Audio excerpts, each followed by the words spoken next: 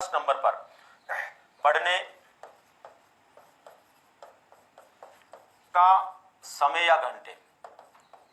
एक तो ये आपके बहुत सवाल है, बहुत सारे विद्यार्थियों का सवाल है इस संदर्भ में कि पढ़ने के समय या जो घंटे हैं वो कितने हों।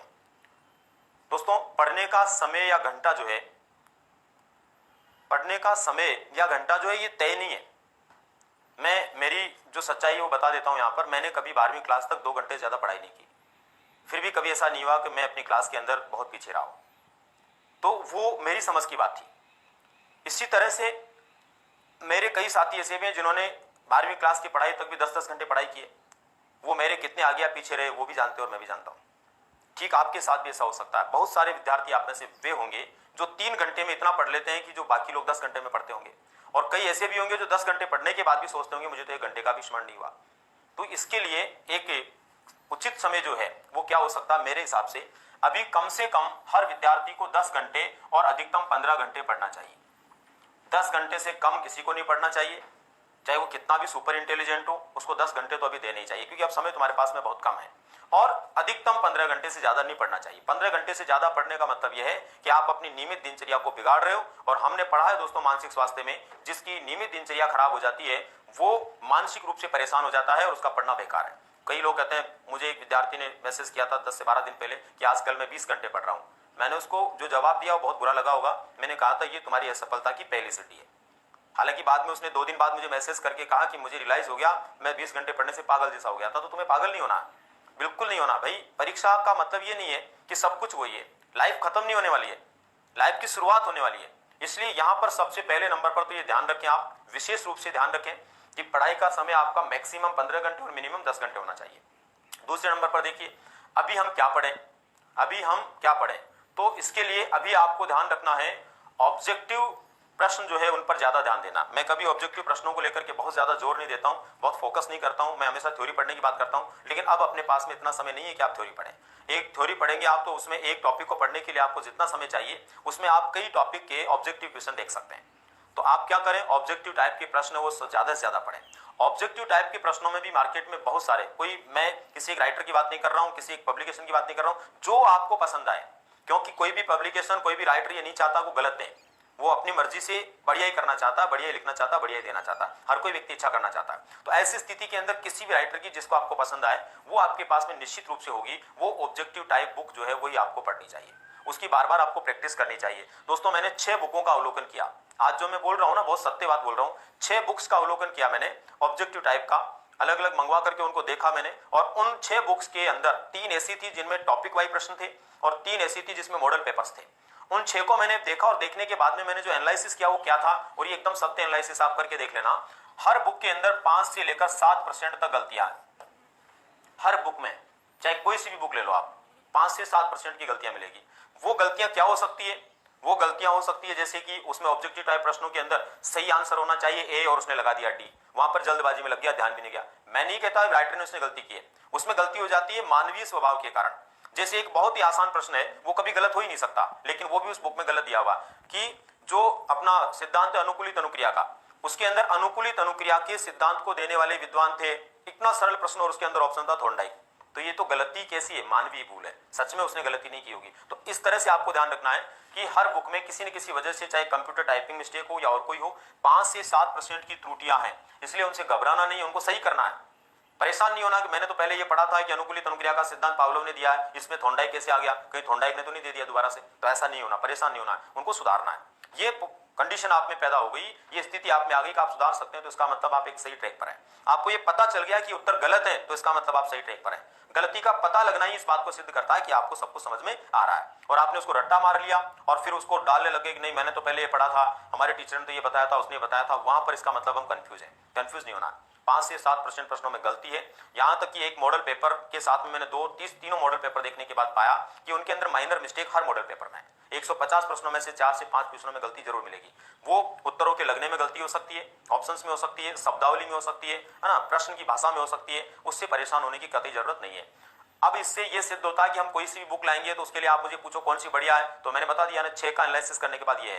तो और वो सबके साथ में हो सकता है, तो इसके लिए आपको चिंता नहीं करनी, आप सुधार लें। उसमें मानवीय भूल हो जाती है, वो मुझसे भी हो सकती है और आपसे भी हो सकती है, तो उसको हम अपने को सुधार लेना चाहिए। नेक्स्ट देखिए आप, अगली बात है अब आप लोगों के पास में सबसे बड़ा हथियार क्या है? सबसे बड़ा हथियार है आप किसी भी राइटर के, किसी भी संस्थान के या किसी भी पब्लिकेशन के एक मॉडल पेपर की बुकलेट को लेनी है और उस मॉडल पेपर की बुकलेट को आपको लेकर के क्या करना है, उस मॉडल पेपर की बुकलेट को लेकर के उसमें से अक्सर इस तरह की बनी हुई होती है जिसमें पेपर दिया होता है और लास्ट में उसके आंसर की दी हुई होती है। जैसे 20 मॉडल पेपर दे रखे हैं तो 20 मॉडल पेपर पहले होंगे, लास्ट में उसकी कहीं आंसर की दी होगी। आपको कुछ नहीं करना है, अपने भाई बहन माता पिता जो भी घर के अंदर पढ़े लिखे हैं उनको वो ला के देनी है चुपचाप, और उनको देकर के उनको बोलना है कि इसमें जितने मॉडल पेपर उतने भागों में डिवाइड कर दो। आपको लगेगा कि मैं पुस्तक को फाड़ने की बात कर रहा हूं, मैं ये नहीं कर रहा हूं, पुस्तक फाड़िए मत आप, उसको आप पंच करवा दीजिए, बंद करवा दीजिए, स्टेपलर से बंद करवा दीजिए और चिपकवा दीजिए। केवल पहला पेपर खुला रखिए और आज पहला पेपर हल कीजिए और आप उसको जांच मत कीजिए, उसी को बोलिए जिसने आपको पेपर करने को दिया कि इसकी जांच करके मुझे बताओ कितने प्रश्न सही है कितने गलत हुए। ऐसे करके आपको कम से कम 25 मॉडल पेपर हर रोज एक पेपर के हिसाब से हल करना है। ये आप आज से शुरू करें, कल से शुरू करें, 2 दिन बाद करें, पर करना है। अगर आपने ये 25 दिन प्रैक्टिस की, खुद को नहीं करना, ध्यान रखना, जैसे परीक्षा के अंदर दूसरा पेपर देता है इसलिए वही लाके दे आपको, दूसरा पेपर नहीं देखना आपको, दूसरे पेपर में पहला प्रश्न क्या तीसरा क्या कतई नहीं देखना है। आज आपको पहला ही पेपर देखना, उसको हल करना। पहला पेपर हल होने के बाद में कल आपको दूसरा पेपर खुलवाना है ना, और दूसरे पेपर को आपको हल करना, फिर परसों तीसरा करना। ऐसे 25 दिन तक आप लगातार प्रैक्टिस कीजिए। मुझे पूरा भरोसा 25 दिन के पेपरों में हर रोज आप में प्रोग्रेस होगी और 25वें दिन आप में इतनी एनर्जी आ जाएगी, आपको खुद को लगेगा कि हाँ मैं परीक्षा के लिए एकदम परफेक्ट हूं, मैं तैयार हूं। ठीक है ना, ये हर व्यक्ति को करना, हर स्टूडेंट को करना। जिसके पास है बहुत अच्छी बात है, अगर है और आपने पहले उनको हल कर लिया तो उसको नहीं करना। जिसको हल कर लिया उसमें तो कोई फायदा ही नहीं होने वाला है, आपको एकदम नया मंगवाना है और ये नया मंगवा करके उसको आपको हल करना है। 25 पेपर एक में नहीं आते हैं तो 2 अलग अलग पब्लिकेशन के ले लीजिए, पर ले लीजिए, है ना। ये आपके लिए बहुत बड़ी सफलता का कारण बन सकता है। इसके बाद में नेक्स्ट देखिए, केवल वह पुस्तक पढ़ें जिसे पहले आप पढ़ चुके हैं, नई कोई किताब नहीं खरीदें। इन दिनों में मॉडल पेपर की मैं बोल रहा हूं, वो आपको लेने हैं, अगर आपके पास है तो बहुत अच्छी बात है, नहीं है तो ले। बाकी बुक कोई नहीं खरीदनी है किसी भी सूरत में, किसी भी राइटर की। आपने पहले किसी की भी पढ़ी हो, चाहे छोटी पढ़ी हो, चाहे बड़ी पढ़ी हो, चाहे हल्की पढ़ी हो, चाहे भारी पढ़ी हो, कोई फर्क नहीं पड़ता। जो पहले आपने पढ़ लिया उसके अलावा कोई नई बुक आपको अभी नहीं लेनी है, किसी भी सूरत में नहीं लेनी है। मार्केट में चाहे कितना ही बड़ा प्रचार उसका हो जाए, आपका दोस्त कितना ही बोल दे कि यार वो पुस्तक तुमने नहीं पढ़ी, तो कोई मतलब नहीं है, फिर भी आपको नहीं पढ़नी। आप सोच लीजिए कि मैंने जो पढ़ा वो पर्याप्त है।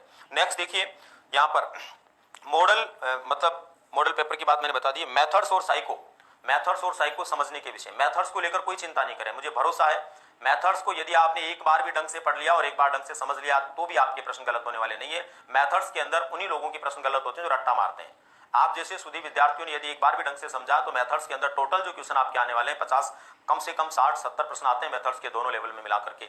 एक में 70 के लगभग आते हैं, एक में 75 के लगभग आते हैं। तो जो मेथड्स के क्वेश्चन आपके साइको सहित आते हैं, तो उसमें से यदि केवल मेथड्स के क्वेश्चन देखें तो 40-45 क्वेश्चन है, 40 या 45 क्वेश्चन। इनके लिए किसी को चिंता नहीं करनी है, किसी भी सूरत में किसी का कोई प्रश्न गलत नहीं होगा यदि आपने ढंग से 1 या 2 बार उनको समझा।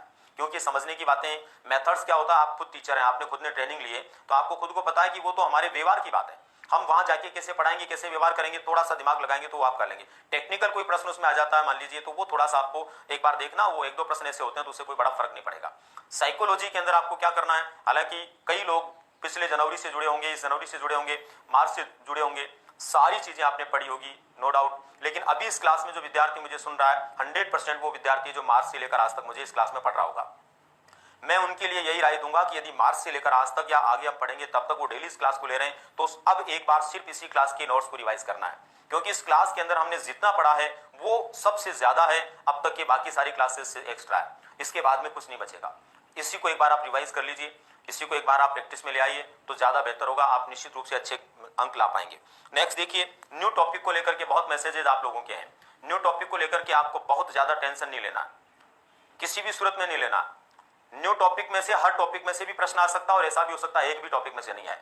क्योंकि प्रश्न पत्र बनाने वाला केवल ये सोच के नहीं बैठता कि मुझे न्यू टॉपिक में से प्रश्न देना, उसका उस समय माइंड कहां काम करता है उसके आधार पर वो पेपर बनाता है।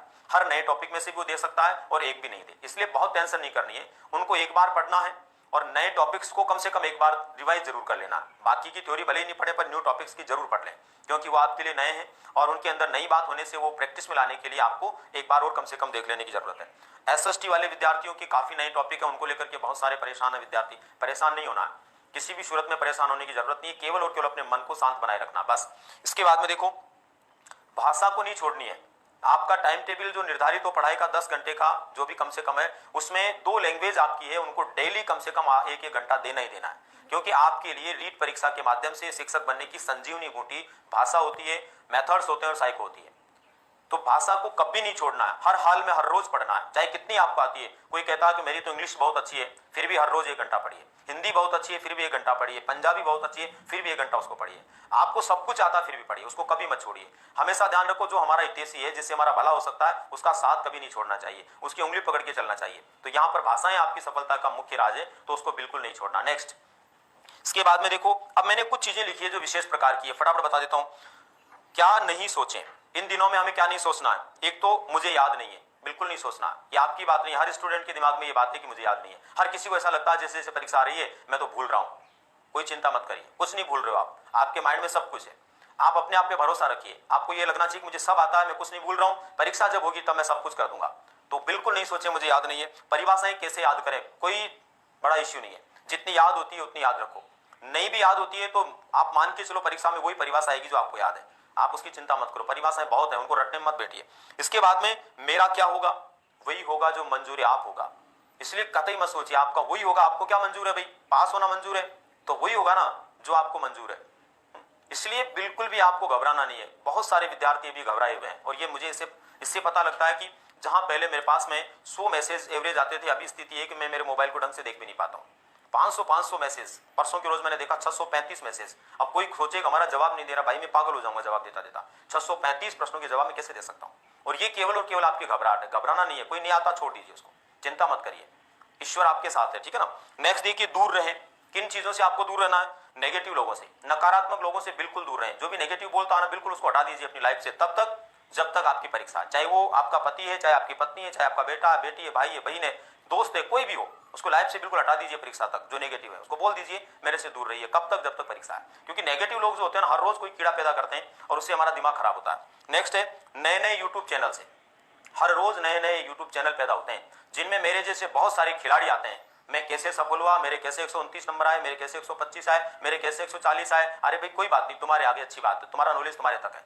हर व्यक्ति का अपना एक अलग क्राइटेरिया होता है, हर व्यक्ति का अपना माइंड होता है। आप उससे बिल्कुल तुलना मत कीजिए कि 135 किसी के आए तो मेरे क्यों आए। अरे भाई उसका माइंड था, उसके आगे, उसका लक था, उसके आगे। आपको अपना ध्यान रखना है, किसी को लेकर चिंता नहीं करनी है, ठीक है ना। तो किसी भी यूट्यूब चैनल की बार बार की इस तरह की चीजों पर ध्यान नहीं दें। बहुत सारे नए नए टॉपिक, इसको 2 मिनट पढ़ लो, 2 नंबर खरे हैं, कोई खरे नहीं है। नंबर खरे तभी होंगे जब हम प्रॉपर किसी चीज को समझेंगे। नेक्स्ट है, नकारात्मक खबरों से। आए दिन खबरें आती है, यूट्यूब चैनल की खबरों को तो बिल्कुल भी आपको नहीं देखना है। क्या होगा अब रीट का, नहीं होगी अब रीट 26 सितंबर को। अरे नहीं होगी, होगी या नहीं होगी तुम्हें क्या, तुम्हें तो तुम्हारी पढ़ाई से ध्यान रखना। जो सूचना होगी अखबार के माध्यम से आपके पास आएगी, प्रॉपर आएगी, उस पर ध्यान देना। मैं क्या कह रहा हूं, यूट्यूब वाला क्या कह रहा है, उस पर आपको ध्यान नहीं देना, किसी भी सूरत में नहीं देना। इसके बाद में मोबाइल और सोशल मीडिया से, फेसबुक से कोशिश करो बिल्कुल दूर हो जाओ, व्हाट्सएप से बिल्कुल दूर हो जाओ, यूट्यूब चैनलों के फालतू जंजाल से दूर हो जाओ। अगर आपको अपनी लाइफ चाहिए, अगर आपको बहुत अच्छा रिजल्ट चाहिए, ये फैक्ट बता रहा हूं मैं आपको, इसको आप बिल्कुल गलत फहमी मत रखना, एकदम सही बता रहा हूं मैं आपको। इन चीजों से दूर हो जाइए। मोबाइल का उसी समय यूज कीजिए जब वास्तव में आपकी पढ़ाई से संबंधित जरूरत है या फिर कोई विशेष बात है, बाकी उसको अलग हटा के रख दीजिए। वो आपका सबसे बड़ा शत्रु है, सबसे बड़ा दुश्मन है, ठीक है। क्या जरूर करें दोस्तों, लास्ट में जो मैं बता रहा हूं, ये मेरी सजेशन है, ये आपको जरूर करनी चाहिए। हो सकता है मैं आध्यात्मिक होने से ये बातें बता रहा हूं, लेकिन फिर भी आपको आध्यात्मिक बनना चाहिए और करना चाहिए। ईश्वर है कि नहीं है ये मुझे पता नहीं है, लेकिन मैं इतना जानता हूं कि कोई शक्ति हमारे साथ होती है जो हमेशा हमें संबलन प्रदान करती है, उसको जरूर हमें ध्यान में रखना चाहिए। क्या क्या हम करें, तनाव और दबाव से बचें। कोई तनाव दबाव हमारे पास में नहीं होना चाहिए। आशावादी रहें, हर हाल में आशावादी रहें, लेकिन अति आशावादी नहीं रहें। आशावादी तो रहें लेकिन अति आशावादी नहीं बने कि नहीं मैं तो 140 करके ही आऊंगा, वो अलग बात है। 40 होंगे, 45 होंगे, हो जाएंगे, पर आशा रखें, अति आशावादी नहीं बने। अब इसके अलावा देखो 5 लाइनें हैं जो आपको ध्यान रखनी है। डेली अपने पास के सरकारी स्कूल को देखें, अपने आसपास कोई भी सरकारी स्कूल जरूर होगा, उसकी बिल्डिंग को देखें, उसके आसपास जाएं, चाहे 2 मिनट के लिए जाएं, और जाकर के उसको देखें और फील करें कि कुछ दिनों बाद मैं भी इसी या ऐसे स्कूल में टीचर बनने वाला हूं या बनने वाली। हर रोज फील करें, हर रोज। ईश्वर आपकी बात को सुनेगा और आपको जरूर वहां भेजेगा। दूसरे नंबर पर, समय पर खाना खाएं और रेस्ट करें। समय पर जितना आप खाना खाते हो, भले ही थोड़ा कम कर दो, अलग बात है, पर समय पर खाना है। ऐसा नहीं कि मैं भूखा ही पढ़ाई कर रहा हूं, आज खाना नहीं खाऊंगा, बिल्कुल नहीं करना है। समय पर भोजन करना है, समय पर पढ़ाई करनी और समय पर रेस्ट करना। अगर आपकी आंखें कहती है कि अब सोना है तो सो जाइए, जरूरत नहीं है कि अब आप आंखों को दबाव दें या अपने माइंड पर दबाव दें, बिल्कुल प्रेशर नहीं दें। नींद आ रही है तो सोइए, मतलब पूरा रेस्ट लेना है, पूरा भोजन करना है। इसके बाद में परिजन और बालकों से, बच्चों से, घर में जो बच्चे उनसे, परिजन उनसे दूरियां नहीं बनाएं। बहुत सारे लोग होते हैं अब मैं मिलूंगा ही नहीं, बस मैं कमरे में रहूंगा, ऐसा नहीं करना है। उससे पागलपन पैदा होता है, उससे माइंड डिस्टर्ब होता है। माता पिता के पास में है तो 10 मिनट बैठिए, सास ससुर है तो उनके पास में बैठिए, बच्चे हैं तो उनके पास में बैठिए, पति है या पत्नी है तो उनके पास में बैठिए, उनसे बातें करिए, पूरा मन बहलाइए। हाँ ये है कि उसका समय थोड़ा सा छोटा कर दें। आप डेली 1 घंटा बैठते तो 15 मिनट बैठे, पर बैठे जरूर, ठीक है ना।